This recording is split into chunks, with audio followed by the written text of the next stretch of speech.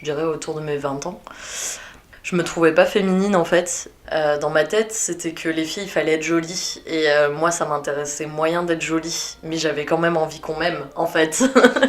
Et en fait, pour me rendre compte que en fait, des féminités, il en existait autant que de femmes, que de personnes qui s'identifient comme femmes, en fait. Bonjour et bienvenue pour un nouvel épisode de Quart de siècle. Je m'appelle Lucie Plançon et à la veille de mes 25 ans, je vais chaque semaine à la rencontre d'une ou d'un jeune adulte inspirant, au profil et parcours singuliers. Il ou elle se raconte à travers toutes ces choses qui les ont fait, mais aussi défait, sculpté, aiguillé et parfois même bouleversé. Certes, ça peut être dur, ça demande du courage, mais les « je m'en sortirai jamais »,« j'ai pas le temps » ou « je le ferai plus tard » ne font pas partie de leur vocabulaire. Il suffit parfois d'un quart de siècle. On découvre aujourd'hui Léa. De son pseudo Léa Castor, elle a fait ses premières âmes chez le média Mademoiselle avant de voler de ses propres ailes. Depuis plusieurs années et à travers son travail d'illustratrice aussi, elle a cherché à dépasser le regard des autres. Autrement dit, accepter son propre corps, ses imperfections, mais aussi ses choses plus complexes et plus subtiles, comme les poils. S'affranchir des dictats de la société, gérer ses peurs et l'angoisse de la page blanche. Elle est passée par un long processus d'introspection et de déconstruction face à ce qu'on voit tous les jours, mais tout n'est pas arrivé du jour au lendemain. C'est parti. Et en 2018, c'est le chômage pour près d'un jeune sur 4. Fini les rêves. Ils forment un monde. Quels sont leurs rêves, leurs nouveaux combats? La crise du quart de vie. Mais que signifie, à notre époque, d'avoir 25 ans? Il faut donc se battre. La réussite n'est pas forcément matérielle ou financière. Elle peut être l'épanouissement de soi-même. Un tsunami de la jeunesse. Il n'y a pas une jeunesse, mais des jeunesses.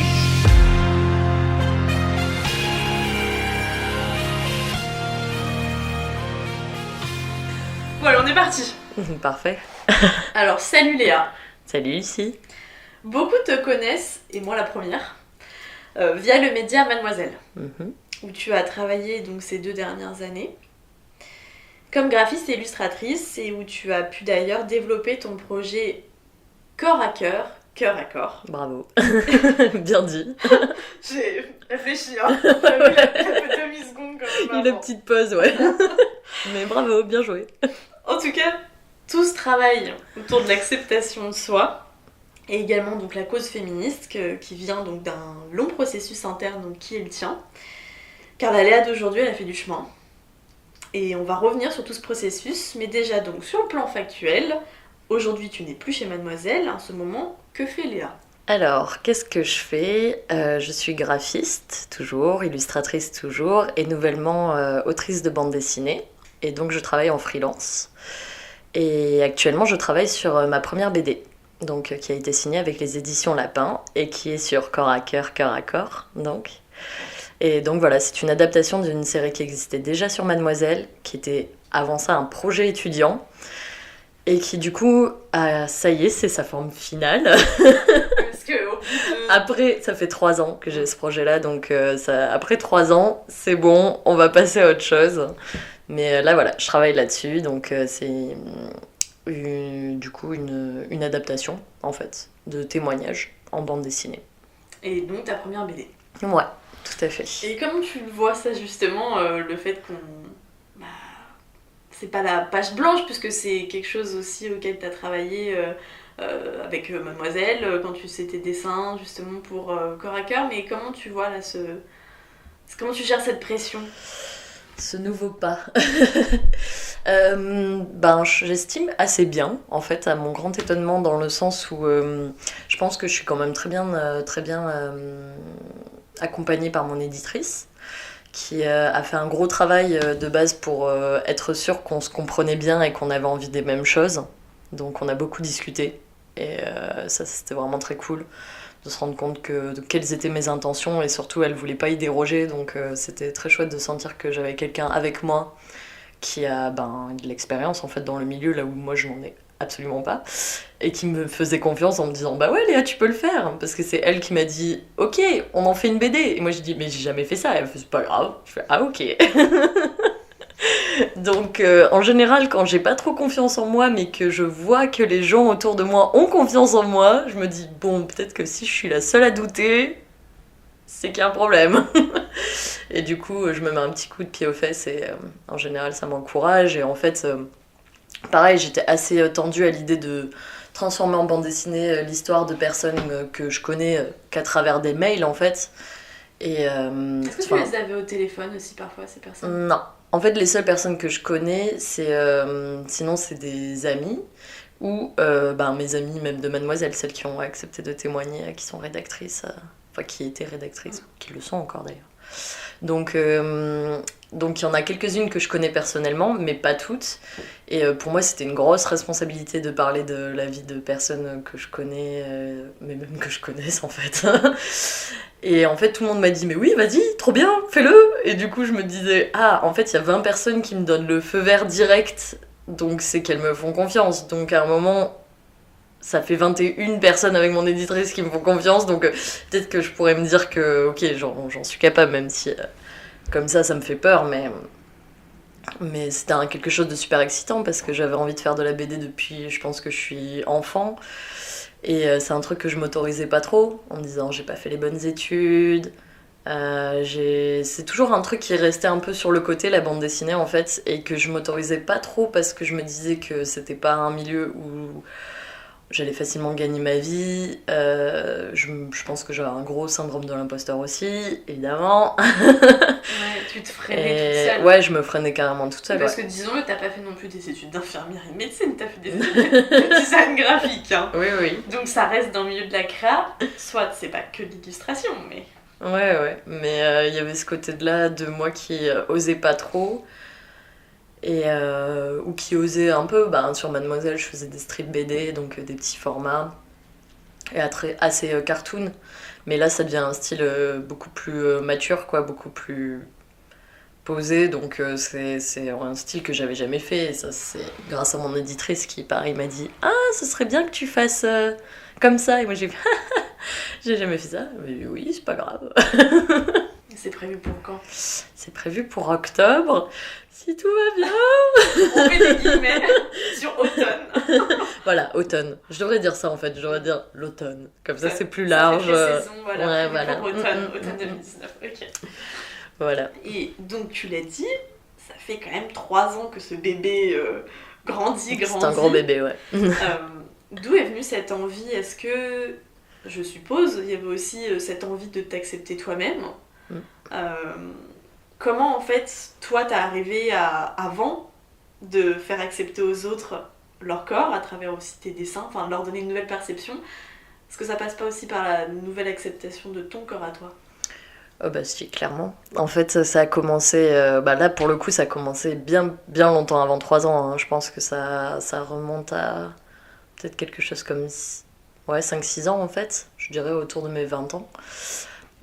Où j'ai commencé à questionner ma féminité, qui était un problème pour moi, qui était clairement un problème parce que je me trouvais pas féminine en fait, et c'était un problème pour moi dans le sens où je me genre comme femme, je me reconnais dans le genre féminin, mais celui que je voyais, que j'avais en tête ne me correspondait pas, et ça m'attristait en fait, tout simplement.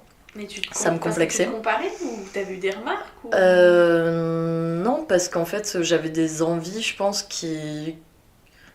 comment c'est venu ? Je pense que c'est quelque chose d'assez insidieux en fait, qui est rentré même très très jeune en fait. Dans ma tête, c'était que les filles, il fallait être jolies. Et moi, ça m'intéressait moyen d'être jolie. Mais j'avais quand même envie qu'on m'aime, en fait.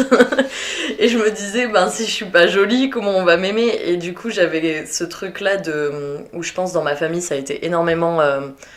j'ai eu des parents qui m'ont toujours encouragée à travailler, qui me disaient que j'étais forte à l'école, qui louaient beaucoup mon travail et je pense une certaine forme d'intelligence et de sensibilité.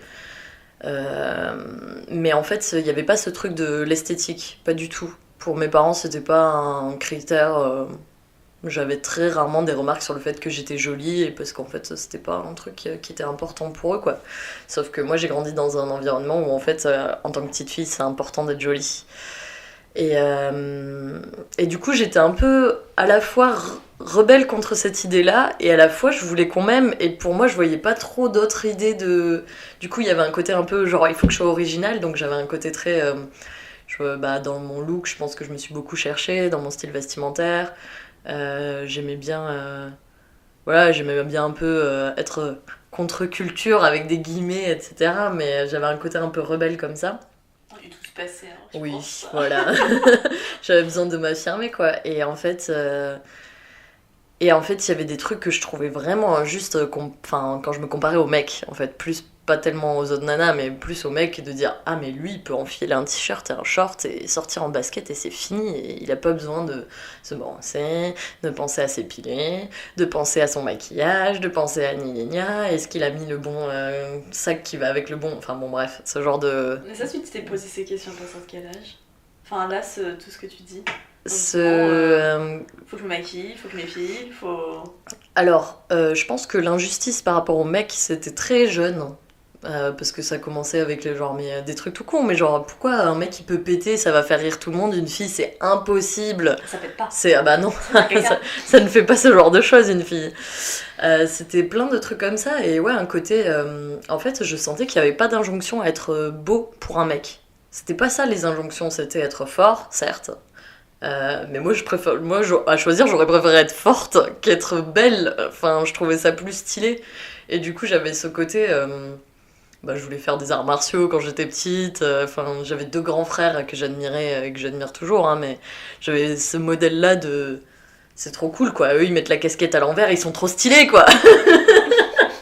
C'était un peu ça, et moi, je me disais... Déjà jeune. Ouais, déjà jeune, j'avais cette idée-là. Après, en grandissant, il y a eu encore plus le côté... Je pense que adolescente, il y a eu le côté... en fait, on me colle une sexualité que j'ai pas demandé. C'est-à-dire que je voyais que je devenais une femme pour les hommes, et moi je me considérais pas du tout comme une femme à l'époque. Donc le fait que j'ai des seins, des gros seins quand même, c'était un truc que moi je trouvais qui m'insupportait. Ça t'a perturbé? Ouais, carrément, ouais, ça m'a perturbé, ouais. De me dire, de voir le regard des... Alors autant ça me plaisait pour les mecs de mon âge, autant pour les mecs plus âgés, ça me révulsait, quoi. Ouais. Et d'ailleurs j'ai encore des réactions comme ça. C'est vrai. Qui te gêne aussi. Qui me gêne, ouais. Où on me sexualise là où j'ai pas demandé, en fait. Et il y avait ce côté-là, j'aimais pas trop jouer à ce jeu-là de la séduction. Enfin, en tout cas pas quand c'était pas moi qui le cherchais, quoi. Ça me dérangeait beaucoup. Pardon, vous cherchez une histoire d'amour? Parce qu'on pourrait peut-être se l'écrire ensemble. Donc est venue la question de l'épilation quand j'étais pré-ado, donc que j'ai fait complètement par automatisme, par mimétisme de ce que je voyais à l'école, et de se dire, en fait c'est limite une règle d'hygiène, quoi. Bon, d'hygiène que pour les filles, bizarrement, mais oui. Parce qu'apparemment l'hygiène des mecs, c'est pas aussi important. Ouais, vers 13 ans, on se pose toutes. Ouais, il y avait clairement ça. Et puis, du coup, le regard des mecs de ton âge, des autres nanas. Donc, je l'ai fait, et je l'ai fait de manière assez violente. Hein. C'est-à-dire que je m'épilais intégralement. Quand j'étais ado, vers mes 16 ans, ouais, je m'épilais intégralement. Donc... Quand tu dis intégralement, c'est bras, non, pas les bras, ouais, non, j'avoue, c'était... On a l'impression qu'il y a plus que... Ouais.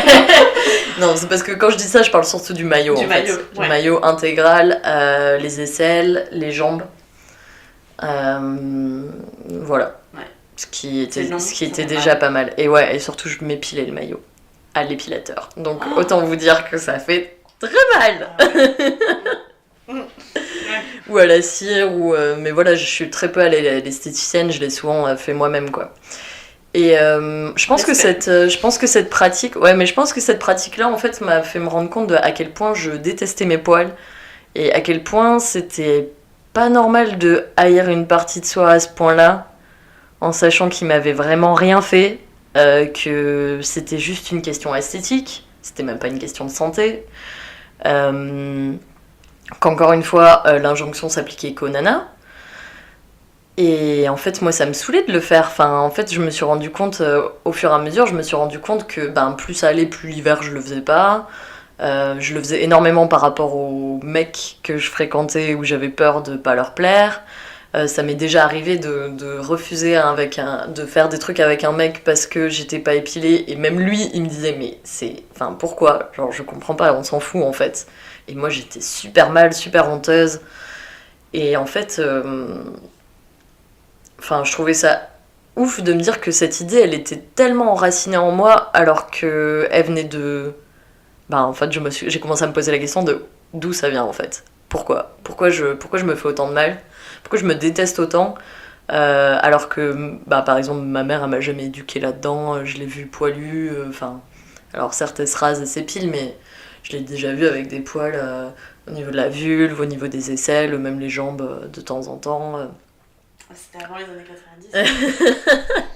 C'est bête, mais on est en plein dans non mais ça. ouais, c'est sûr. Et en fait, d'où ça vient? J'ai même pas regardé des pornos quand j'étais ado, c'est venu bien plus tard en fait.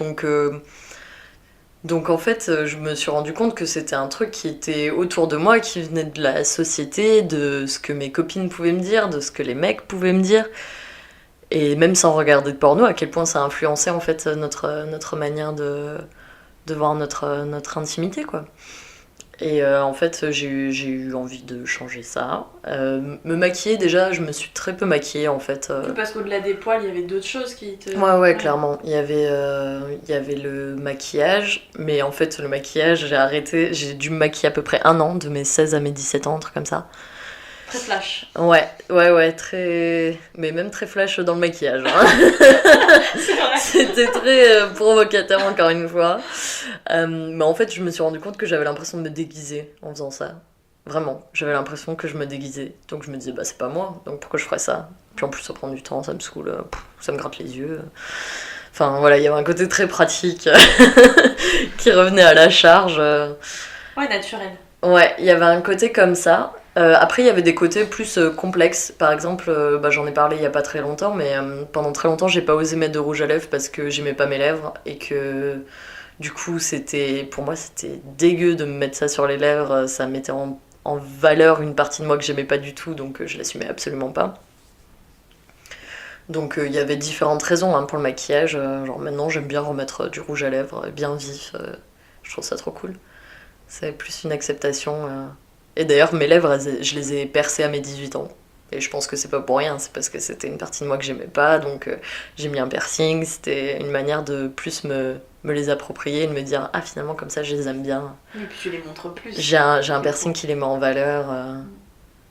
Et c'était souvent un truc qu'on me faisait remarquer, d'ailleurs. Alors que c'était une partie de moi que j'aimais pas de base, quoi. Donc ouais, c'était un chemin vers l'acceptation. Ça, à la limite, c'est peut-être plus, comme tu disais, des complexes propres à toi, puisque... Oui, ouais, clairement. Personne m'a fait de remarques dessus, clairement. Hein. Alors que tout ce que tu dis, tout ce que même tu as pu expliquer au niveau du rapport au poil, c'est quelque chose de très naturel au niveau de la société, oui, regard des autres. T'arrives à une accumulation, j'ai l'impression, une saturation de tout ça. Ouais, il y a eu pas mal de choses. Il y a eu les soutifs aussi. Je porte plus de soutifs parce que ça me fait mal en fait. Et pourtant j'ai des gros seins, hein, donc c'est pas la théorie de ça fait plus mal au dos, machin. Ça dépend des gens en fait, hein, concrètement. Moi maintenant c'est quand je mets un soutif que ça me fait mal au dos. donc voilà, c'est juste que ton corps il s'habitue autrement en fait à porter le poids que t'as au niveau de la poitrine, quoi. Et parce que tout ça, limite t'en parles, on a l'impression du jour au lendemain t'as fait Ah ouais, non, absolument pas, ça a été très progressif, ouais. Ça a été très progressif en fait. Je pense que j'ai commencé à questionner tout ça ma dernière année d'études en Belgique. T'avais 20 ans ? Ouais, à peu près, ouais. C'est ça, j'avais 20 ans. J'ai commencé à questionner tout ça. J'ai fait un magazine qui s'appelle Cyprine Magazine et qui parlait de féminité et de cette féminité-là, et où je me suis rendu compte qu'en fait, il y avait eu un modèle de féminité qui nous était imposé, donc celui dont je parle, épilé, qui sent bon, qui porte des sacs à main, et, mascara, voilà, etc. Donc très cliché en fait. Hein. Et en fait, pour me rendre compte que en fait des féminités il en existait autant que de femmes, que de personnes qui s'identifient comme femmes en fait, et à partir de là c'était déjà un soulagement de me dire en fait je peux être moi-même et je peux être féminine à ma manière. Et puis je peux plaire complètement. Et je peux plaire, ouais. En fait, je pense qu'il y a eu un déclic aussi à ce niveau-là, de me dire, en fait, je peux plaire comme ça. C'est à ce moment-là que je suis tombée sur mademoiselle.com. Hein, et que du coup, j'ai fait... Ah, il y a d'autres meufs qui pensent comme moi, c'est fou ça. Genre, d'autres meufs qui parlent de leurs complexes, Donc je pense que c'était une porte d'entrée dans le féminisme, hein, tout simplement. C'est comme ça que j'ai mis un pied dedans sans vraiment m'en rendre compte. Je pense que je commençais à peine à me questionner là-dessus. C'est vraiment rentré par la porte de la féminité et le rapport au corps. Parce que moi, c'était un problème, mon corps. C'était vraiment un problème et j'en avais marre que ce soit un problème. Je me disais qu'il n'y avait pas de raison, que c'était pas sain de haïr autant une partie de soi, parce que qu'on le veuille ou non, je trouve que dans notre philosophie, on a vachement tendance à séparer le corps de l'esprit, mais en fait, la personne qu'on est composée d'un esprit et d'un corps, et c'est vraiment la même chose en fait. Donc à un moment donné... Puis ça déclenche beaucoup de mots, beaucoup de... Voilà, en fait, on se rend bien compte que... Enfin, on aimerait bien se dire que si on a mal, c'est que parce qu'on s'est pris un coup, machin, mais en fait, non, notre psychologie, elle joue énormément là-dedans. Et en fait, on peut pas les séparer indéfiniment, quoi. Et enfin, moi, je faisais cette séparation de j'aime qui je suis à l'intérieur, mais j'aime. Et encore, je suis un peu gentille avec moi-même. ouais. disons que je m'aimais plus à l'intérieur qu'à l'extérieur. Et que je capitalisais vachement là-dessus. Sur je suis vachement une personne plus cool que belle. J'ai le ventre qui vient de gargouiller. Et en fait, je me suis rendu compte que non, qu'en fait, il fallait que je fasse un véritable travail si je voulais accepter mon corps. Et je pense que c'est passé par accepter mon corps, c'était me rendre compte que oui, en fait, les autres aussi l'acceptaient. C'était moi, en fait, qui me posait des barrières depuis le début. Après, beaucoup ne s'en rendent pas compte aussi. Ah ouais, ouais, clairement. Est-ce que toi, t'en parlais? Parce que là... Justement, t'en parles avec du recul, avec justement l'après, en fait. C'est pas un traumatisme, mais enfin quelque chose qui t'a beaucoup tracassé, disons. Ouais. T'en parles très bien, mais est-ce que t'en parlais sur le moment de tous ces questionnements alors, je pense que oui. Aussi, évidemment, c'était pas du tout aussi fluide. Mais oui, j'en parlais beaucoup avec les gens autour de moi, en fait. Des des potes, des potes. Il y a eu ce travail sur le magazine qui à 20 ans m'a fait énormément de bien, et ouais, en fait, j'en parlais beaucoup avec les gens. Je pense que j'ai toujours eu cette facilité à discuter. Ça, encore une fois, c'est pas vrai, je n'ai pas toujours eu de facilité à discuter avec les gens, ce n'est pas vrai, Léa. J'étais une grosse timide quand j'étais pré-ado, donc c'est pas vrai. Mais disons que j'ai eu la chance d'avoir des gens sur qui je pouvais compter, assez jeunes en fait, et avec qui je pouvais avoir des vraies discussions. Et donc ça concernait notamment le corps. Je me rappelle qu'avec ma meilleure pote, on avait parlé du fait qu'on avait des vulves différentes, tu vois, genre quand on était pré-ado, donc juste le fait de se dire « Ah ouais, mais moi ça dépasse, toi pas, machin », enfin des trucs comme ça, et en fait de se rendre compte « Ah, ça veut dire qu'il y a des vulves différentes ». Ça aussi, c'était un sujet, pour moi, ultra tabou, et un sujet que j'ai pu lire dans Mademoiselle, de « Ouais, ta vulve est normale, en fait, on a toutes des vulves différentes, on n'en parle tellement pas, genre... » C'est connu qu'il y a des petites et des grosses bites, mais est-ce que c'est connu qu'il y a des plus grosses lèvres et des petites lèvres, enfin, des choses comme ça, pas du tout, quoi. Et du coup, moi, c'était un peu, genre, la découverte des corps féminins aussi, à 20 ans. Et puis ensuite, je suis partie en Nouvelle-Zélande. Et donc ça a été un voyage de 9 mois, et un voyage où je pouvais être un peu qui je voulais. Alors certes, je partais avec une pote de base, et ensuite j'ai rejoint mon cousin. Mais ça faisait quand même très peu de personnes qui me connaissaient, et je pense que j'avais beaucoup à me prouver et à rencontrer, on va dire. Oui. J'avais beaucoup à rencontrer sur qui j'étais. Sur te rencontrer. Toi. Ouais, me rencontrer, ouais. Parce que quand voyage initiatique. Ouais, clairement. Parce que quand t'es à l'autre bout de la planète et que tu peux compter quand même beaucoup que sur toi et que tu te retrouves énormément face à toi en fait. Tu dis en fait t'es qui ? En fait t'as envie de quoi ? Parce que là t'as fait 3 ans d'études. Clairement ça a été un moment dur mes études parce qu'on me demandait beaucoup de travail et psychologiquement c'était compliqué. Et je me suis vraiment posé la question de si j'avais envie de continuer le graphisme. Qu'est-ce que je voulais faire de ma vie ? Est-ce que Cyprine, là, le magazine que j'avais fait, c'était qu'une parenthèse ou pas ? Est-ce que, du coup, j'allais m'épiler là-bas, alors que c'était encore plus chiant que dans un contexte à la maison où tu fais un peu ta popote, ce machin. Y avait... T'étais en mode backpack, quoi. Ouais, ah oui, clairement, là, j'avais ma maison sur le dos, hein, donc c'était compliqué, quoi. Genre, je me disais, mais franchement, est-ce que t'as vraiment que ça à foutre de t'épiler, quoi ? Alors que t'es devant des paysages de ouf, alors que tu rencontres des gens qui viennent de partout. Enfin, ça m'a fait me poser des questions aussi sur quelles étaient mes priorités. Et je pense que j'ai été beaucoup plus naturelle. Et j'ai commencé à plaire, en fait, aussi, à ce moment-là. Oui, alors... J'ai commencé à plaire. C'est peut-être... Enfin, toi, peut-être à te rendre compte que tu plaisais. Oui, en fait, c'est clairement ça. C'est plus me rendre compte que je pouvais plaire comme ça. C'était clairement ça. Parce que je pense que je plaisais avant, sauf que avant que je m'en rende compte... Tu pensais pas ? Ouais. Ou alors je m'en rendais compte dans les moments où ça m'arrangeait pas, tu vois.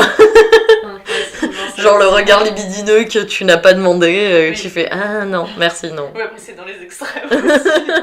Mais oui, je vois, il y en a beaucoup qui ont besoin aussi de partir très loin pour au final revenir très près de ce qu'ils sont.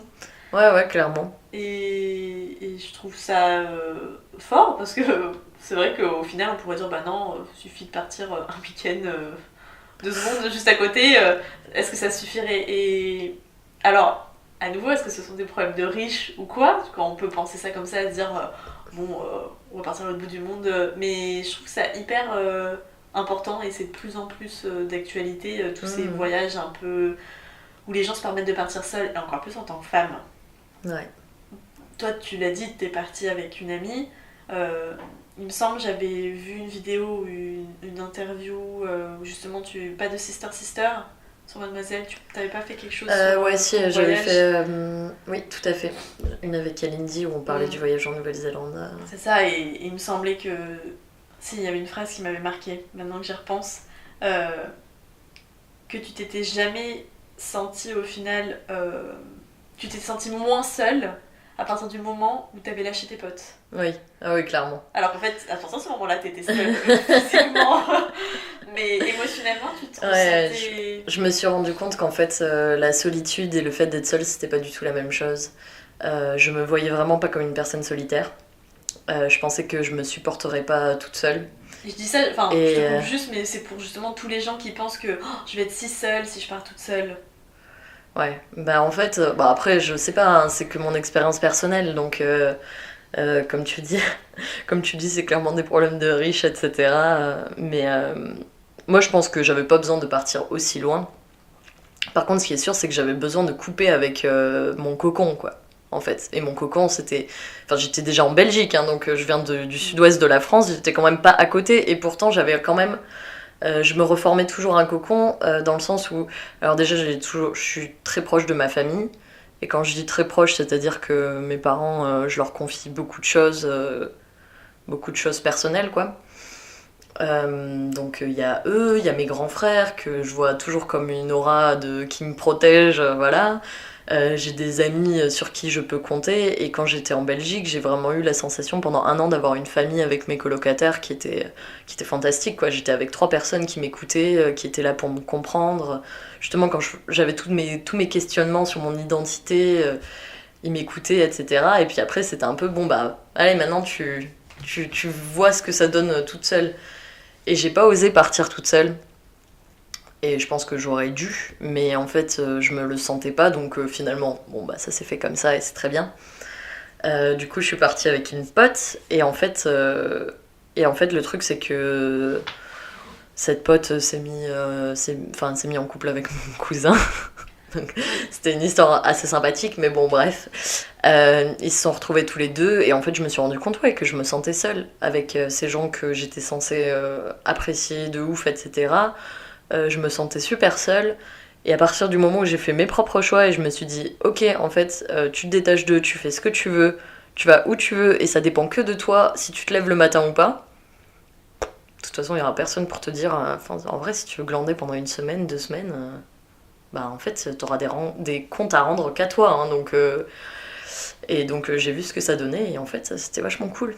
Et je me suis rendu compte que je le vivais très bien d'être solitaire. D'avoir des moments toute seule, de rencontre. En fait, je me suis rendu compte aussi que tu rencontrais des gens beaucoup plus facilement quand t'étais seule. Parce que t'es beaucoup plus ouverte à la rencontre et les gens, ils te voient seule, donc ils se disent « Ah bah cool, on peut discuter vu qu'elle est seule. » T'es pas fermée dans ton cercle. Voilà. Et en fait, ça m'a montré le voyage d'une autre manière qui était super enrichissante. Super enrichissante. Puis t'es partie très longtemps. Et je suis partie 9 mois, ouais.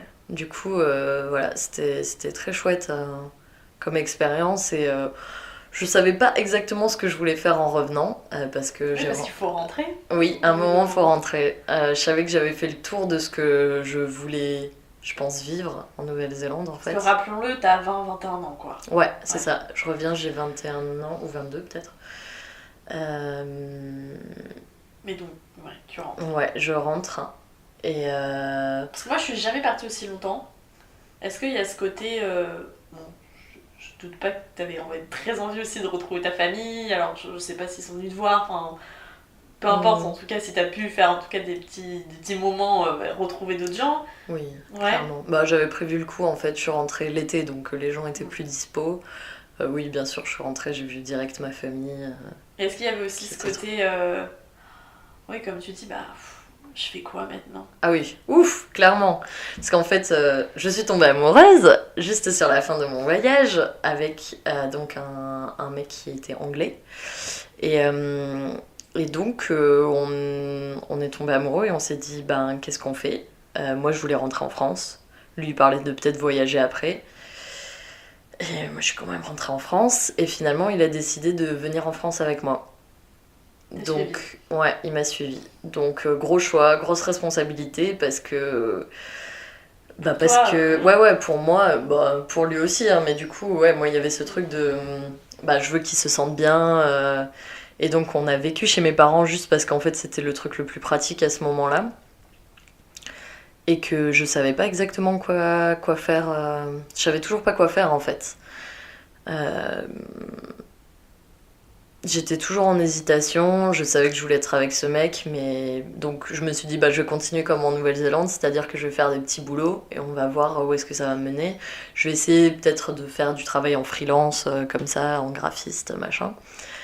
Alors je me suis rendu compte que c'était beaucoup plus compliqué que ce que je pensais quand on est dans un trou paumé, donc du sud-ouest de la France, au fin fond des montagnes, pour se lancer toute seule. Et que le travail saisonnier... Autant ça avait quelque chose de cool en Nouvelle-Zélande parce que tu te retrouves avec beaucoup d'autres jeunes qui faisaient la même chose. Il y avait un côté vraiment c'est temporaire, tu te payes tes vacances après, tu te payes ton voyage, c'est cool. Autant là ça m'a fait flipper et ça m'a fait me dire en fait je veux pas ça. Vraiment je veux pas faire ça toute ma vie quoi. Même sans être aussi radical, je veux pas faire ce petit boulot. Et que je dénigre pas en soi, hein, parce qu'en fait, du coup, les gens... donc moi, j'étais caissière, les gens qui font ça, j'ai un respect immense pour ces personnes-là, parce que moi, ça me ferait péter un câble. C'est une fois que tu le fais que... Ouais. Je comprends, oui. Ouais, pour avoir fait travailler comme femme de ménage, tu vois, c'est... Comment on appelle ça maintenant ? Technicien de surface. Technicien de surface, voilà. Oui. C'est pas du tout gratifiant et pourtant tu tapes un boulot monstre. Pour moi c'était ces personnes-là les super-héroïnes, hein, clairement. Et moi je m'en sentais pas les épaules en fait. Et je me suis dit en fait Léa, mine de rien le graphisme ça s'est toujours pas lâché pendant tout ce temps. Donc est-ce que tu te redonnerais pas une véritable chance là-dedans ? Et parce que là en faisant les trucs de ton côté ça marche pas. Donc j'ai repris les études pendant 1 an. Je suis partie à Rennes parce que j'adore bouger. Je suis partie à Rennes pour une licence pro, du graphisme spécialisé dans l'édition. Bon bah ça a encore continué avec mon ex à ce moment-là, mais c'était un peu compliqué parce que lui il voulait pas venir à Rennes, donc voilà. Mais bon, on s'était dit qu'on faisait chacun nos choix et qu'on verrait ensuite. Et ton rapport à ton corps à ce moment-là, t'étais déjà dans un processus plus embarqué Ouais, de carrément. progression, quoi.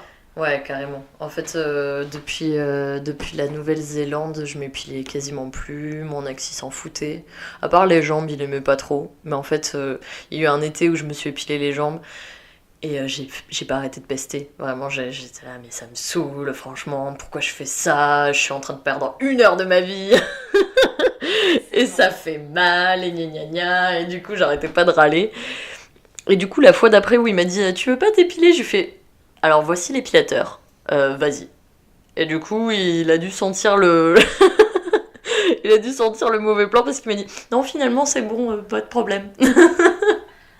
Donc c'est comme ça que j'ai abandonné l'épilation. Et depuis, tu ne t'es pas épilée une seule fois? Ben non. En fait, non. Parce que c'était la fin de l'été, là, quand je lui ai dit vas-y, épile-moi si t'en as marre, hein, machin.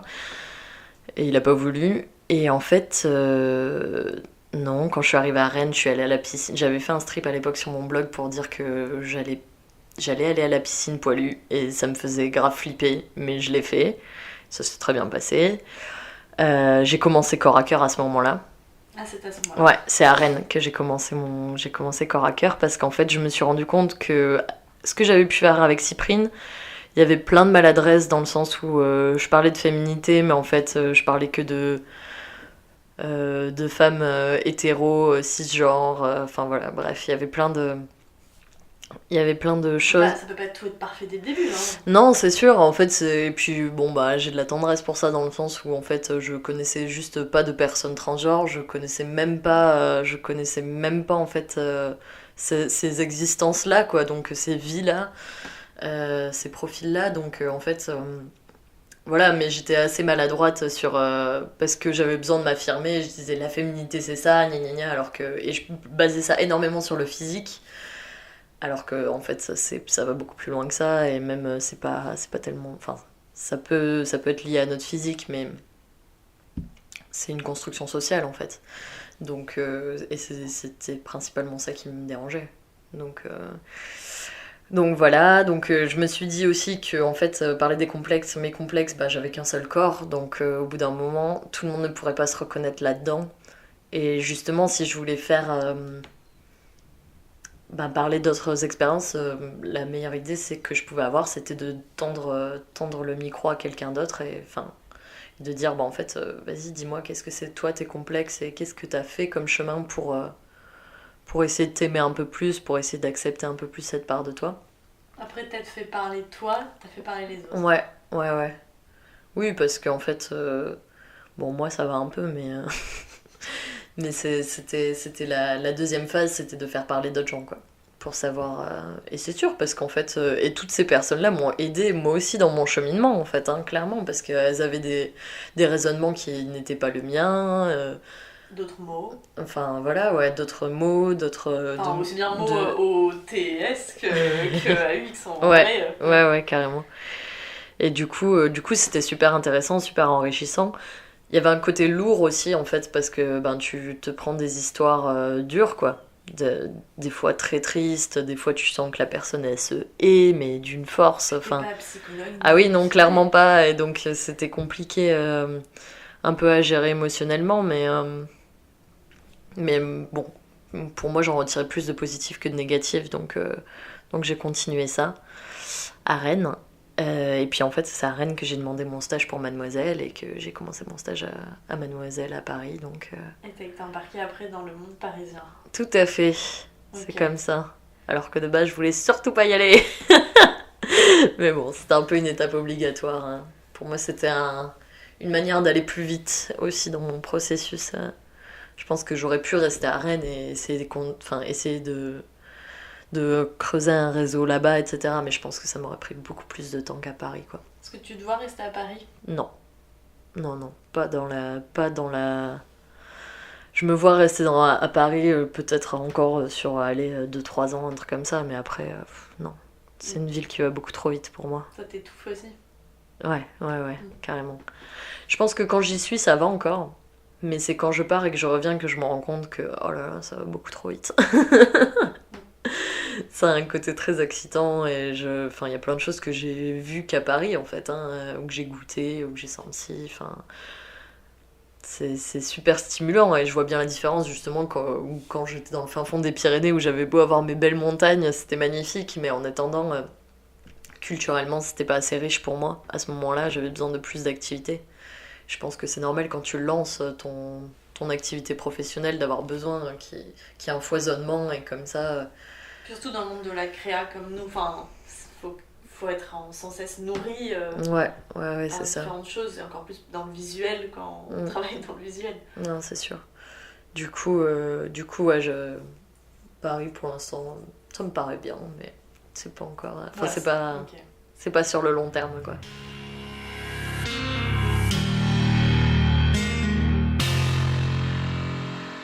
Et justement, donc tu arrives chez Mademoiselle, et c'est là où tu commences à avoir une certaine visibilité.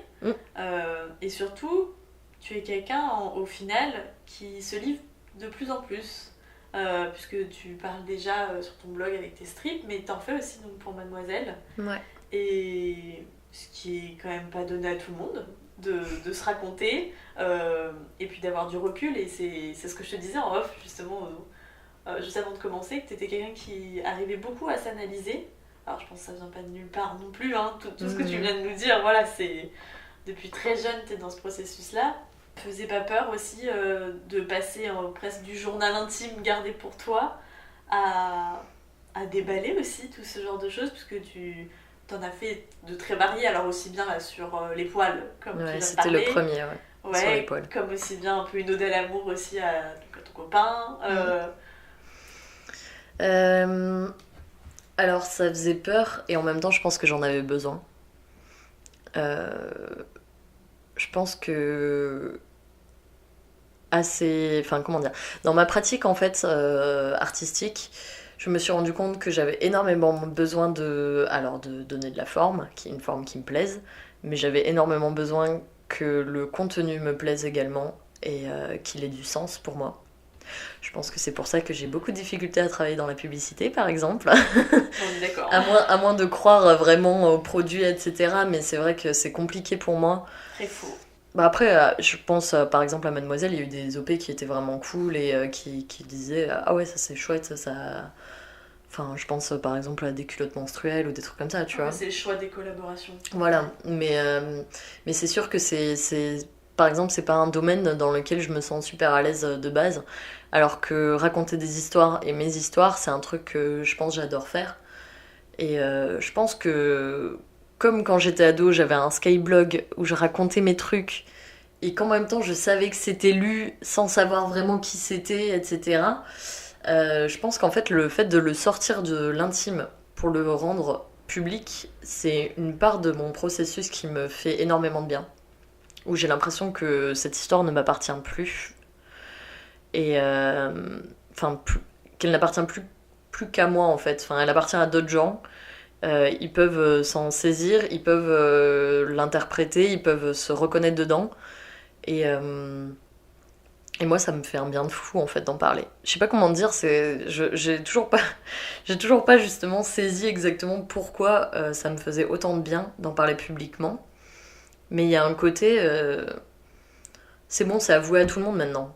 Enfin, c'est plus tabou, c'est plus un secret, c'est plus un truc que T'as pas à te le cacher. T'as pas à te cacher, en fait, ouais, c'est ça. Vu que c'est annoncé, et en fait, c'est exactement ce que j'ai fait pour mes poils.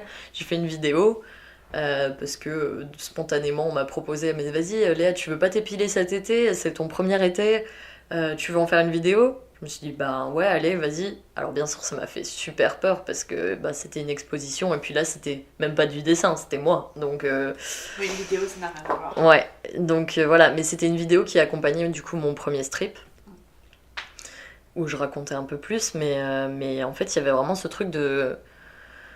Bah maintenant, c'est bon, maintenant que je l'ai dit à tout le monde, en fait. Même si évidemment tout le monde l'a pas vu, mais dans ma tête c'est un peu ça. Maintenant que je l'ai dit à tout le monde, bon bah c'est bon quoi, ils ont plus qu'à faire avec en fait. Maintenant que c'est dit, il y a quelque chose dans la parole pour moi qui est un peu auto-réalisatrice. Une fois que c'est dit, bon bah c'est fait quoi. Enfin, Je peux pas revenir en arrière. ouais voilà, il y a un côté comme ça et puis il y a un côté bah les gens ils ont plus qu'à faire avec en fait. Enfin, Puis à toi d'assumer. c'est ça. Vu que c'est dit, ben c'est posé, ils le savent. Moi aussi je sais. Bon bah voilà, hein, faisons faisons en sorte que ça se passe bien. Et ouais, donc moi je le vois limite comme une nécessité en fait, ce besoin de parler aux gens, d'avoir un retour. T'en as eu des retours justement Ouh. Ouais, carrément. des gens à qui ça parle forcément aussi. Ah oui, oui. Bah, alors, sur la vidéo, je pense que ça a été un choc. Hein. Je crois que cette vidéo, elle est à 100 000 vues, ce qui n'est pas du tout le cas de mes autres vidéos. Hein. Juste parce que j'ai arrêté de m'épiler et du coup, tout le monde allait de son petit commentaire. Donc, il y avait des insultes. Parce que... Il manque pas ça. Parce que voilà, insulter les gens parce qu'ils sont poilus, ça me paraît évident.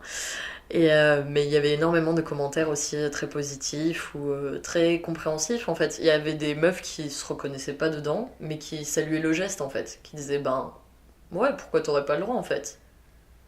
Enfin, qu'est-ce qui t'empêche? Y a pas de loi là-dessus. Enfin, c'est Qui pas... te confirme dans tout ça. Ouais, en fait, c'est ça. C'était genre la confirmation que j'allais pas...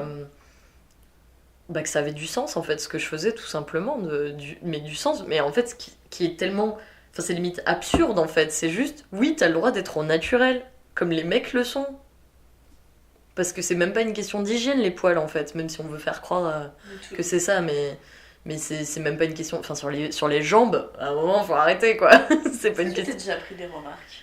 Des remarques, j'imagine négatives quand tu dis ça. Oui, ouais, non, parce qu'en fait, depuis le début, et moi la première, hein, je sais que si je m'épile, c'est par rapport au regard des autres, essentiellement. Ouais. Après, parfois, ça donne envie. T'as envie, en fait, juste d'être lisse. Ouais. Mais je suis d'accord avec toi pour ça. Mais est-ce que, parce qu'au final, on fait ça pour le regard des autres, et est-ce qu'une fois que t'as arrêté de le faire, tu t'es pris des remarques? Mais tes proches non, en fait, très peu. Final. Très peu. Franchement, de mes proches, oui. De mes proches, il y a ma mère qui espère encore de temps en temps que je m'épile. Ouais, elle me fait rire.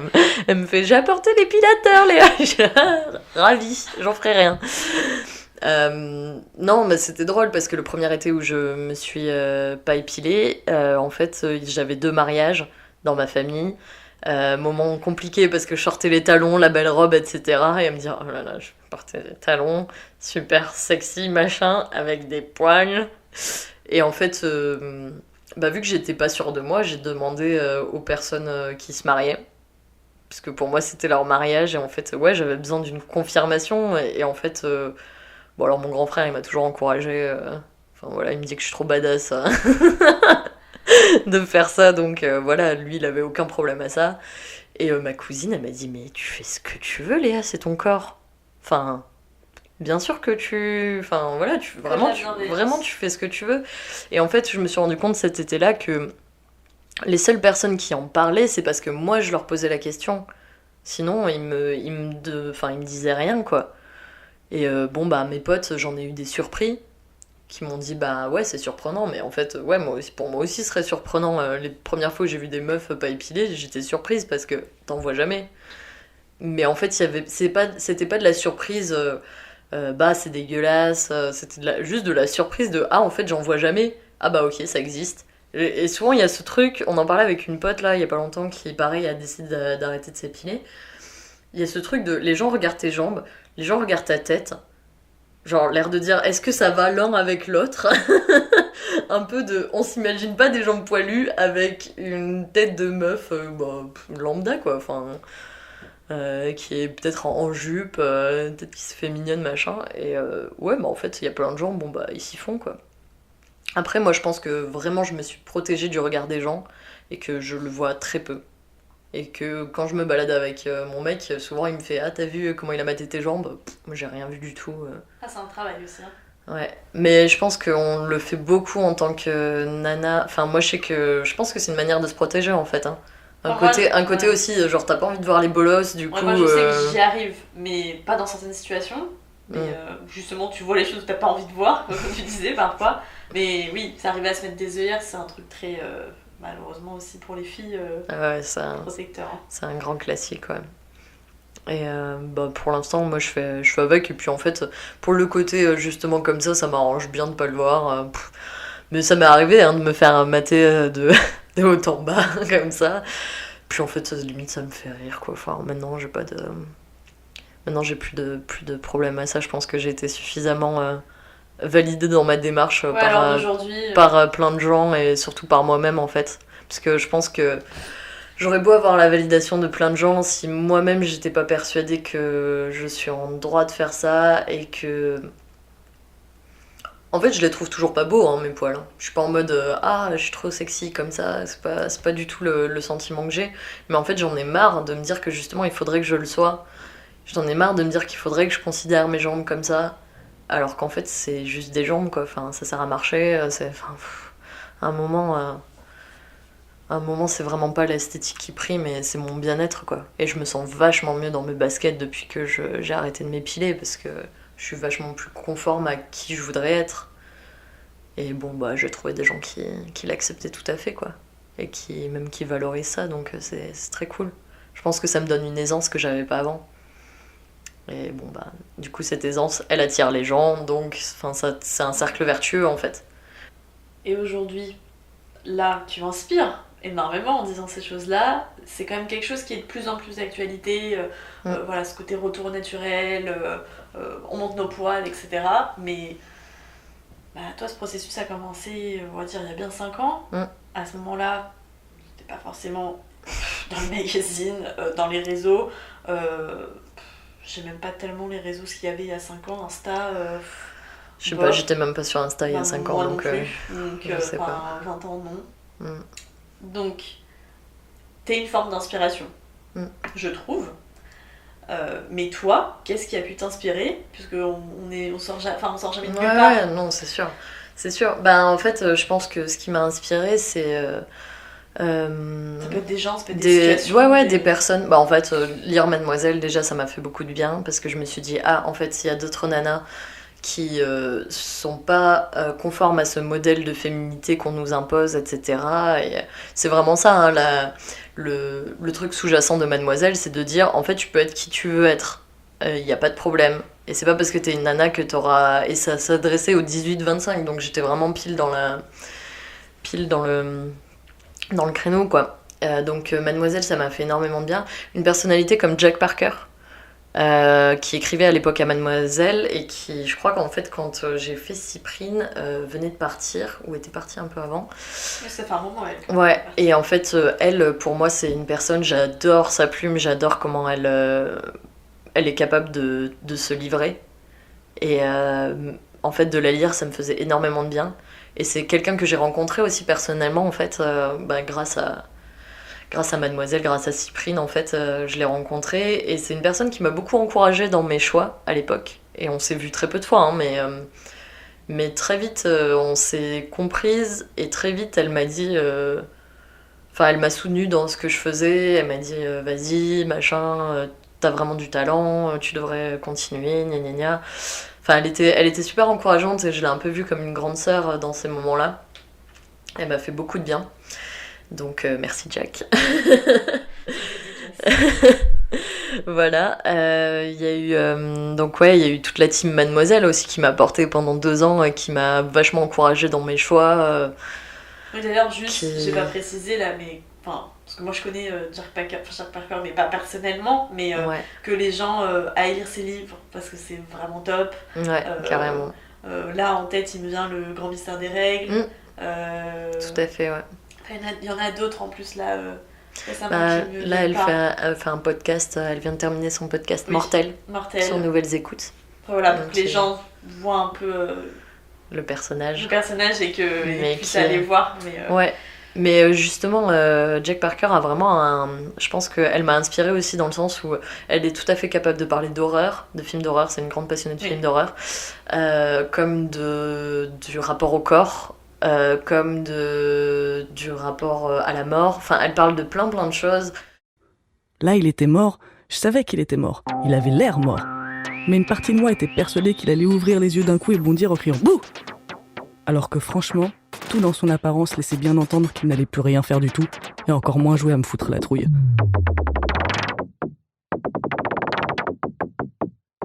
C'est fou à quel point cette transformation physique se fait rapidement d'ailleurs. Plus les heures avançaient vers sa mort, plus il se transformait. D'heure en heure, il prenait 10 piges de plus dans la tronche. C'était très étrange. Et entre le moment où il a lâché son dernier souffle et celui où je suis parti de la clinique, ça a encore changé. Il avait l'air presque momifié, en cire. Il avait l'air faux, et en même temps terriblement réel. Toujours avec ses tripes en fait. Et moi, c'est cette personnalité-là, ce côté super touchant, qui n'hésite pas à dire aussi... je crois que c'est une des premières que j'ai lues en train de dire en fait, je serai jamais la féministe de vos rêves. Arrêtez de projeter vos idéaux sur moi, parce que je vais toujours vous décevoir à un moment donné, parce que j'aurais pas fait comme vous auriez voulu que je fasse. Et ça aussi, ça m'a fait énormément de bien de voir quelqu'un qui accepte d'être faillible. Et sur Internet, on voit pas toujours ça, loin de là même. Et pour moi, ça en faisait une force en fait. C'était super important parce que je me reconnaissais dans ses erreurs. Ou pas toujours, mais en tout cas, elle parlait à ma sensibilité. Et pour moi, c'était super important, cette forme d'honnêteté. Même si je pense que c'est pas une véritable honnêteté, parce que on a toujours un premier travail qu'on fait dans son coin. Et, voilà, exactement, on choisit qu'est-ce qu'on veut dire. On va parler des choses qu'on a quand même commencé à accepter. On va pas dire, ok, en fait, je déteste ça chez moi, bye. J'ai pas trouvé. Donc il y a toujours un côté, bon, bah, on a commencé à travailler dessus, et du coup, on a des choses à en dire. Mais moi, c'était, je pense, elle qui m'a beaucoup inspirée à l'époque, qui m'a fait beaucoup de bien. Je pense que Digli aussi, elle m'a fait beaucoup de bien parce que c'est une... C'est Maureen Wingrove. Voilà. Qui en fait, qui a commencé à faire des BD catégorisées très girly. Elle, gros changement. Et, moi, j'ai beaucoup suivi aussi. Ouais, et en fait, qui au fur et à mesure a changé, s'est intéressée au féminisme. Et a fait toute une réflexion là-dessus, et en plus dans le domaine de la bande dessinée, donc ça me touchait aussi beaucoup personnellement, parce qu'elle raconte que c'est un milieu qui est très sexiste, que justement on catégorisait ces BD de girly, et c'est un côté péjoratif, alors que tout le monde lit des BD qui pourraient être boy, mais en fait c'est considéré comme neutre. Enfin voilà, et même elle a raconté à quel point elle pouvait avoir quelque chose de sexiste dans la manière d'habiller ses héroïnes, dans la manière de les représenter. Enfin voilà, elle a fait un gros travail non seulement sur elle, mais aussi sur son travail en tant qu'autrice de BD. Les questions tournaient toujours autour du fait d'être une femme, mais sans que ce soit politisé, sans que ce soit dans un but féministe. C'était juste oh là là, une femme dans la BD, mais qu'est-ce que ça vous fait ? Comment vous êtes arrivée là ? Et finalement, j'arrivais jamais à parler de mes albums. Quand on me posait des questions sur mes albums, on me demandait qui étaient mes lectrices. Et sachant qu'avec la langue française actuelle, quand on dit lectrice, ça sous-entend zéro homme. Je leur disais, donnez-leur un peu de crédit quand même. Je ne parle pas qu'à des femmes, mais on pensait, et comme très souvent on le pense, que comme j'étais une femme et que je parlais de sujets dits de femmes, ou en tout cas de ma vie de femme, je pouvais être lue que par des femmes. Donc je reprenais les journalistes en disant, dites mes lecteurs, parce que même s'il y a un mec pour 2 millions de femmes, on dira mes lecteurs, donc prenez le risque. Aujourd'hui, Léa, tu m'as l'air, comme tu dis, beaucoup mis dans tes baskets. Tu travailles sur ce super projet qui aboutit à sa phase finale. Oui, qui me fait stresser qui me fait stresser ma mère, mais oui. Du moins, t'apprends à gérer ton stress. Ouais, voilà. D'une certaine façon, avec tout ça. On n'en a pas parlé, mais je pense que tu en fais toujours partie de cette association, Les Aliens. Oui, tout à fait. Mais c'est vrai que c'est un autre pan de mon féminisme. Qui est carrément relié avec tout ce que... Enfin, qui ouais, n'est pas, en tout cas, clairement. Choquant de l'apprendre que tu fais partie d'une association féministe qui, ouais. Donc il me semble, met en avant les femmes dans le milieu de la culture. C'est ça. On promeut l'égalité des genres dans la culture et par la culture. Donc c'est une asso que j'ai rejoint grâce à Corps à Cœur en fait. Donc tout est lié. Moi je sais, j'ai fait mes recherches. Tout est lié, ouais. Elle m'avait invitée quand j'étais à Rennes pour faire partie de leur exposition, parce que le thème de leur festival de 2017 c'était Body Pride. Et en fait, je suis allée au festival et je fais oh mais elle est trop bien cette association. Je me suis jamais sentie autant en accord avec les valeurs. Parce que t'aurais pu t'inscrire dans d'autres Ouais, et d'ailleurs j'en avais testé quelques-unes, hein, mais je me retrouvais pas forcément dedans, sur certaines positions politiques. Et ce que j'adorais avec les aliens, c'est que c'est une ouverture. En tout cas, c'est une asso qui se veut très ouverte et qui également est. C'est un militantisme qui est assez joyeux en fait. Et j'ai beaucoup de colère en moi, même si je sais qu'on ne dirait pas. Mais en fait, j'ai beaucoup de colère face à l'injustice, les injustices qu'on subit en tant que femme, de manière générale dans le monde. Je pense qu'il y a beaucoup de choses Je pense que je suis une personne très sensible et qu'il y a beaucoup de choses qui me révoltent et je pense qu'à Paris on en voit beaucoup, hein, quand on voit des gens dormir dans la rue au quotidien, quand on voit des gens dormir dans son hall d'entrée, il y a des il y a des à Paris on a l'occasion de vraiment voir la misère en fait qu'il y a en France, donc chose qu'on ne voit pas quand on est à moins je pense quand on est à la campagne. J'ai beaucoup de colère et cette colère j'aime pas la faire sortir telle quelle. C'est vrai que ça se voit pas tant que ça. Ouais, non, mais je la cache très bien, même à moi. Et du coup, ça me fait beaucoup de bien de militer dans une asso qui, comme moi en fait, hein, elles sont en colère, mais elles ont décidé de faire en sorte que ça ressorte pas de manière agressive, mais plus dans la pédagogie. Et dans l'idée de faire quelque chose de joyeux, qu'on apprenne tu t'occupes de quoi? De la com visuelle ou pas? Ouais, moi je m'occupe de la com visuelle, mais en fait je participe aussi en tant que bénévole, en tant que petite main quoi. Là on a fait les Solid Days il y a pas longtemps et on avait plein de jeux sur le stand, on avait 4 jeux. Alors il y avait des quiz sur un peu les domaines culture, la représentation féminine dans la culture. On avait aussi des quiz sur des femmes célèbres, qu'on ne connaît pas, hein, mais des femmes qui ont accompli des grandes choses dans leur vie et qu'on ne connaît pas. Les culottées, voilà. par exemple, déjà, ça permettra de remettre en mémoire, mais peut-être d'apprendre tout simplement. Ouais, carrément. Mais c'est ce côté-là, en fait, c'est travailler notre histoire aussi. Ça, se rendre compte qu'en fait, des femmes qui ont fait des grandes choses, il y en a plein. C'est juste qu'on les a pas retenues parce que l'histoire est écrite par des hommes. Donc, pourquoi mettre des femmes dedans, j'ai envie de vous dire. Donc... il y a ça, il y a cette idée de lutter en fait, de lutter mais dans la bonne humeur et dans l'idée qu'on apprend des choses et je pense que moi ça m'a fait du bien en tout cas, ça me fait du bien d'être face à des gens comme ça quoi, qui sont souriantes et qui sont pas, ça fait partie des choses qui sont pas vénères quoi, qui déversent leur colère d'une certaine façon. Voilà. Mais ça, c'est un truc que j'ai remarqué, je demande en fait, c'est vrai à pas mal d'invités, quand on a une hypersensibilité aussi comme toi, au-delà du fait de tout l'aspect créatif et tout le stress que tu essayes de gérer. Là, justement, cette asso, ça te permet aussi de te recentrer, j'ai l'impression, sur t'apaiser. Est-ce qu'il y a d'autres choses dans ton quotidien, hein, mais qui, d'une certaine façon, te permet de gérer ton stress, de gérer ta colère, parce que depuis le début, hein, là ça va bientôt, ça va bien, faut faire une petite heure qu'on parle. T'arrives très bien à exprimer tes peurs, tes sentiments. Alors après à nouveau c'est quelque chose qui est réfléchi, il y a plein d'autres choses derrière qui se cachent. Oui, beaucoup. Et comment il n'y a pas des choses que t'arrives à faire pour toi? Alors peut-être c'est le dessin, mais en même temps ça fait partie de ta pratique pro aussi maintenant. Ouais.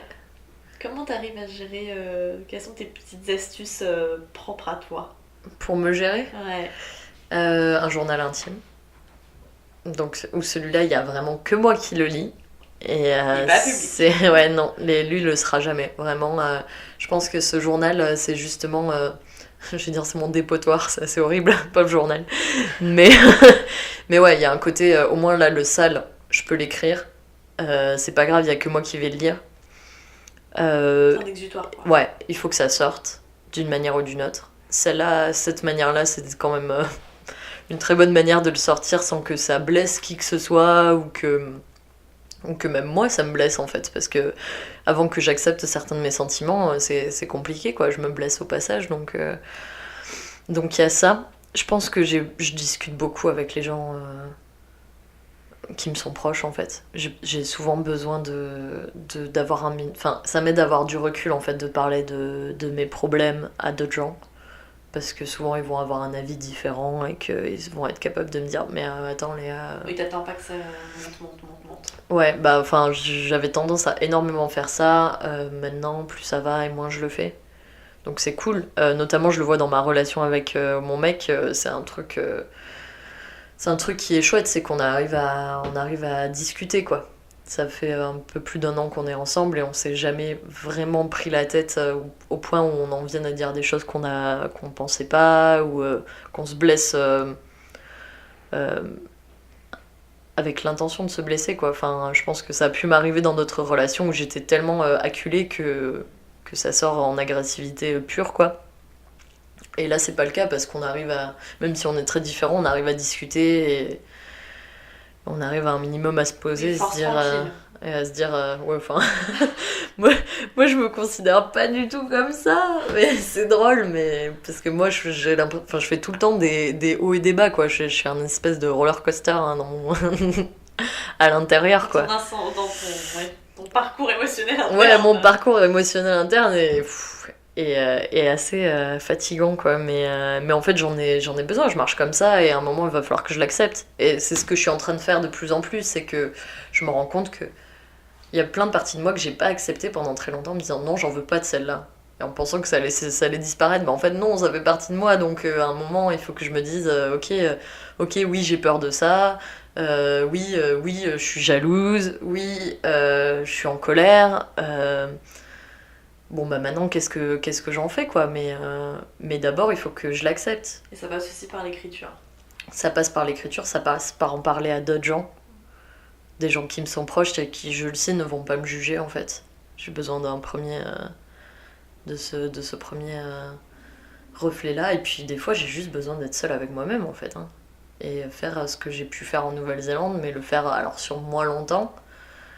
Mais de plus en plus, j'essaye des fois de me prendre volontairement du temps pour moi et de me dire, ok, là, tu penses ni au taf, ni à ton mec, ni à Nina, tu penses qu'à toi et tu fais ce que t'as vraiment envie de faire là. Si ça peut être manger une grosse glace, ça peut être, je sais pas, genre mater des épisodes d'une série, lire des mangas débiles, vraiment, enfin... C'est justement donc un jeune homme, Antoine Giraud, que j'ai interviewé donc pour là le podcast il y a à peine...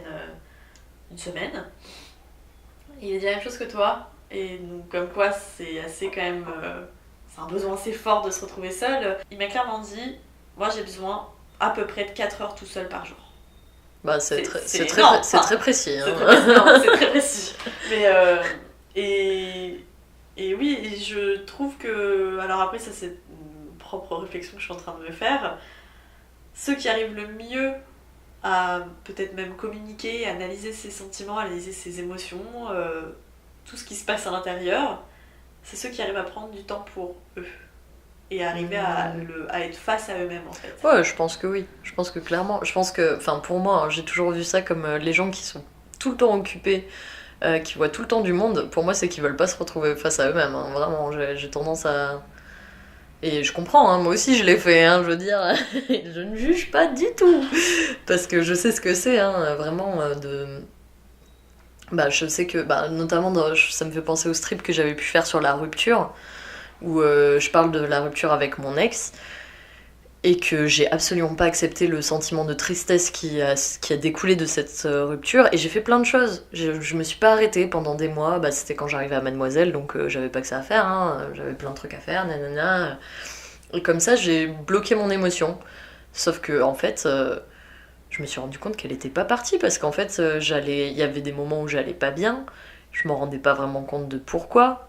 Dès que j'avais un peu de temps pour moi, ça ressortait, ou des fois ça ressortait à des moments complètement random où j'étais trop bien, je rentrais de soirée, j'étais trop contente, et d'un coup je me mettais à chialer, et en fait je me suis posée chez mes parents pendant une semaine de vacances, j'ai fait bon alors Léa, est-ce que y a pas un truc que t'y as pas réfléchi, et je me suis rendu compte que j'avais rien écrit sur ma rupture dans mon journal intime pendant 8 mois. Enfin, un truc comme ça, ce qui est aberrant parce que normalement c'est mon défouloir, donc ça voulait dire que j'avais même pas accepté de me défouler. Enfin, j'avais occulté ça, quoi, complètement. Et en fait, c'était toujours là. Donc, presque 1 an après, j'ai fait, en fait, il va falloir le regarder en face et accepter d'être triste. En fait, c'est juste ça, hein, j'ai accepté d'être triste. Ça voulait dire que, accepter qu'il y a des moments où je me sentais pas bien. Accepter qu'il y avait des moments où j'avais pas envie de voir les gens, que j'avais pas forcément envie de rencontres, et c'était me regarder en face, quoi. Et du coup j'ai fait ce strip qui explique tout ça, quoi, qui explique que je me suis vraiment voilé la face pendant presque 1 an, ouais. Un peu moins, mais presque 1 an. Mais ouais, je suis très forte. Très forte pour me cacher des trucs, mais je pense que les gens moi je pense qu'il y a bien pire que moi à mon avis. Oui, mais il y a toujours pire. Hein. Ouais, non mais voilà, tu vois, donc je pense que j'aurais pu continuer comme ça longtemps en vérité, hein, si juste j'acceptais d'être mal de temps en temps et pas me poser la question de pourquoi en fait. En tout cas, pour un premier quart de siècle, il y a eu beaucoup de réflexions en toi, ou ne serait-ce que dans ta tête, partout. À chaque invité, à la fin, souvent je demande s'il y a quelque chose que tu as envie de rajouter, parce que là on a évoqué plein de choses. Plein de choses hyper intéressantes, hyper importantes. Je pense qu'on aurait aimé, peut-être nous, il y a 10 ans, entendre tout ça. Oui, moi aussi, je pense. Ouais. Vraiment, j'essaie de me rappeler de la Lucie, tu vois, à 15 ans. Oh là là, ouais. Tu rentres au lycée. Dur. Voilà, je pense que c'est des choses qu'on aurait aimé entendre, et c'est aussi pour ça aussi que je fais tous ces entretiens. Mais donc maintenant, Léa, si tu as envie d'ajouter quelque chose par rapport à ce qu'on a déjà dit, ou totalement autre, ou libre à toi. Ouais. Je pense que dans les conseils que j'aimerais donner aux gens, c'est justement de se regarder en face. C'est vraiment pas simple, mais on a tout intérêt en fait à devenir nous-mêmes, dans le sens où je pense qu'il y a déjà des choses qui nous façonnent et qui font partie de nous, et même quand on n'a pas envie de les voir, même quand on aimerait qu'elles n'existent pas. Et je suis bien placée pour le savoir parce que j'ai vraiment mis beaucoup d'énergie à essayer d'éviter des parties de moi en fait. Je voulais pas être cette personne en colère, je voulais pas être cette personne triste, et en fait je suis triste et je suis en colère, et je suis également joyeuse, mais je ne suis pas que joyeuse, et c'est vrai que c'est ce qui ressort de ma personnalité, parce que je me suis beaucoup appliquée à montrer ça aux gens. Mais plus ça va, et plus je me dis qu'il faut que j'accepte en fait que je suis tout ça à la fois, et que même si je le refoule, ça reviendra. Donc autant regarder ces émotions en face, autant les vivre. Et oui, accepter d'être triste peut-être 1 semaine, peut-être plus longtemps, peut-être par intermittence, ça veut pas. En fait, c'est pas définitif. C'est des émotions, ça passe. Et ça se remplace, il y en a d'autres qui viennent, wouh, ça s'arrête jamais, c'est trop bien. C'est vice-versa. Mais c'est vraiment vice-versa. Allez, ouvre la bouche. Tiens, c'est nouveau. Ça se mange, ça? Qu'est-ce que c'est? Ok, excusez-moi, danger en vue, laissez faire les pros. Non mais c'est quoi cette horreur? Elle, c'est des goûts. Elle est là pour empêcher Riley de s'empoisonner, physiquement et socialement. La couleur m'inspire pas, c'est pas top au niveau de la forme, attendez. C'est du brocoli! Berk! Voilà, je viens juste de nous sauver la vie. Je sais. C'est un dessin animé qui m'a fait une claque, parce que je me suis dit, génial. Je me suis dit, mais c'est moi qui veux pas accepter tristesse là, genre qui est en train de chialer sa race. On va en parler pendant encore une demi-heure, mais c'est génial. Enfin, c'est tout ce qui se passe tout le temps dans nos têtes, exactement. C'est exactement ça, et moi je sais que j'ai fait ça, et en fait je sais que j'ai perdu du temps. Je sais pas si c'est le cas, parce que on a tous notre cheminement, et il faut pas se presser, il faut pas se. Puis t'as que. Oui, j'ai que 26. Je vais faire 26 là. Voilà, c'est ce que je disais. Ouais. je vais faire 26 en août. Donc tu n'as que 25. Je n'ai que 25 ans. Mais je sais que quand j'étais ado, j'étais super pressée. Je me voyais en train de courir. Et maintenant, je me vois beaucoup plus comme quelqu'un qui marche, hein, avec 10 ans de plus. J'ai besoin de temps. J'ai besoin de temps toute seule. J'ai besoin de me confronter. Je pense qu'on gagnera tous à être plus honnêtes avec nos sentiments. Et comme je disais aussi, avec qui on veut être et qui on est, au fond. Parce que c'est des cercles vertueux, c'est comme ça qu'on attire les gens et c'est comme ça que on choisit les bonnes personnes en fait, qu'on tombe sur les personnes qui nous correspondent et qui nous font aller plus loin et ça c'est un vrai bonheur quoi, de tomber sur des gens comme ça. Enfin, à un moment, moi quand je choisissais pas les bonnes personnes qui m'entouraient, c'est parce que j'allais pas bien et que je m'avouais pas que j'allais pas bien dans ces moments-là et que je recherchais des trucs qui n'avaient rien à voir avec qui j'étais ou avec ce que je voulais profondément, sauf que je me l'avouais pas. Donc je pense que voilà, c'est en s'aimant un peu plus qu'on tombe sur les bonnes personnes et qu'on crée du bonheur autour de soi. Et c'est trop cool, ça fait trop du bien. Ouais. Bah, c'est très beau, en tout cas. T'as parlé juste d'une chose et du coup on va pas finir exactement sur ces mots-là. C'est une question que je voudrais te poser, que ça m'a fait penser. T'as parlé du temps. Ouais. Et je trouve qu'on a un âge où, comme tu dis, tout va très vite. Ça, c'est pas forcément facile d'avoir 25 ans, on se pose plein de questions. Est-ce que le temps, ça t'angoisse, le temps qui passe Toi, en tant que Léa, 25 ans. Pas Léa, il y a 10 ans. Ouais, en tant que Léa, 25 ans, beaucoup moins, en fait. C'est quelque chose qui me...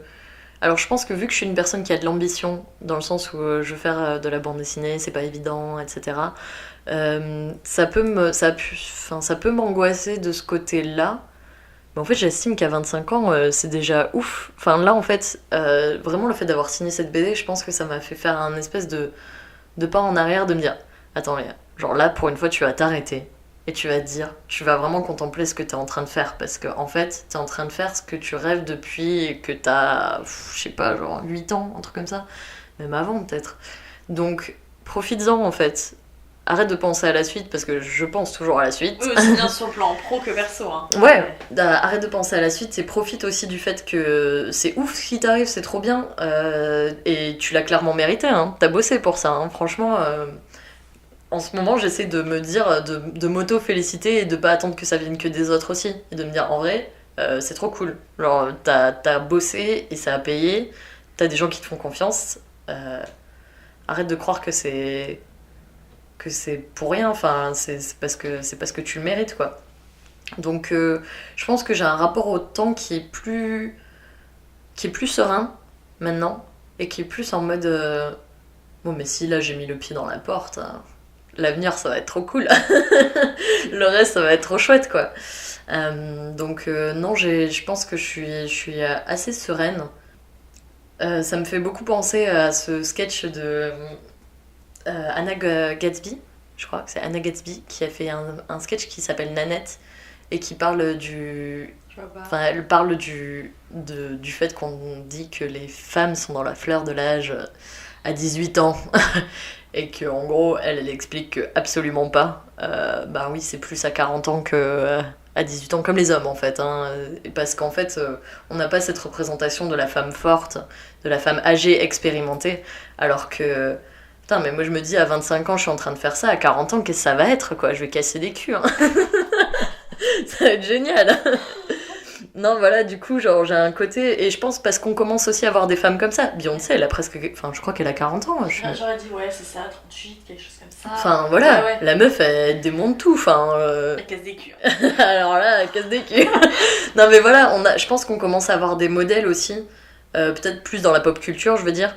Non, et puis même dans le milieu, comme tu dis, de la culture, enfin il y a plein de choses maintenant qu'on ouais, voilà, Pénélope Bagieux, enfin on commence à avoir des images de nanas qui déchirent et qui en fait, ouais, ça a mis du temps à venir, mais comme les mecs en fait, enfin c'est pareil, genre c'est normal, il y a les années qui passent quoi, et on apprend, etc. Donc ouais, j'ai vraiment, et j'ai envie en fait d'avoir un rapport serein au temps, du temps qui passe, en fait... Ben, ça commence plutôt bien, quoi. Et puis, il y a eu, voilà, il y a eu beaucoup de choses qui s'est passé, parce que comme tu dis, voilà, il y a plein de gens qui rentrent dans la fleur de l'âge, voilà, qui cassent des culs à 40 ans, mais Crois-moi, t'en casses déjà beaucoup. Et... Merci, c'est gentil. Et voilà, je pense qu'on va finir sur ça. Je voulais vraiment te remercier, Léa, parce que c'est des sujets, au-delà d'être hypersensibles, c'est des sujets d'actualité, c'est des sujets qui sont pas forcément évoqués de façon hyper naturelle par tout le monde. Et donc je suis très contente que tu aies pu te livrer, même si c'est quelque chose que tu sais faire, c'est pas toujours évident. Donc vraiment merci à toi, j'ai trouvé ça passionnant. Merci à toi de m'avoir invitée, du coup. Et puisque donc, en plus d'être mon invitée, tu es aussi donc l'illustratrice de ton propre portrait. Ouais. Donc on peut voir donc en pochette de l'épisode, puisque souvent d'habitude après ça j'annonce l'illustratrice ou l'illustrateur désigné pour faire le portrait, mais donc ce sera toi. Oui, hâte de tout à voir fait. tout ça. Donc je te remercie encore beaucoup, Léa. Merci à toi. Et puis bonne journée. Oui. Les quarts de siècle, c'est fini pour aujourd'hui. J'espère que ça t'a plu. Et si tu veux voir toutes les vidéos, les images et autres infos de chaque épisode, tu peux aller suivre le compte Instagram Les quarts de siècle, écrit tout collé. N'hésitez pas à me dire ce que vous en avez pensé, m'envoyer un message sur ce compte Instagram, donc j'adore recevoir vos messages et je fais tout pour répondre à tout le monde. Aussi, et si tu aimes ces épisodes, si tu veux donc aider à faire connaître ce projet, n'hésite pas à le partager, à en parler autour de toi et à même de t'abonner au podcast sur les différentes plateformes. Et si tu as même la possibilité de laisser un commentaire sur Apple Podcast, ça permettrait d'aider donc le podcast à gagner en visibilité dans la jungle des podcasts existants. Il n'y a que comme ça en fait que ça pourra sortir du lot et gagner en visibilité. Donc dans tous les cas, merci d'avance et rendez-vous donc lundi dans 2 semaines pour un nouvel épisode de Quart de siècle.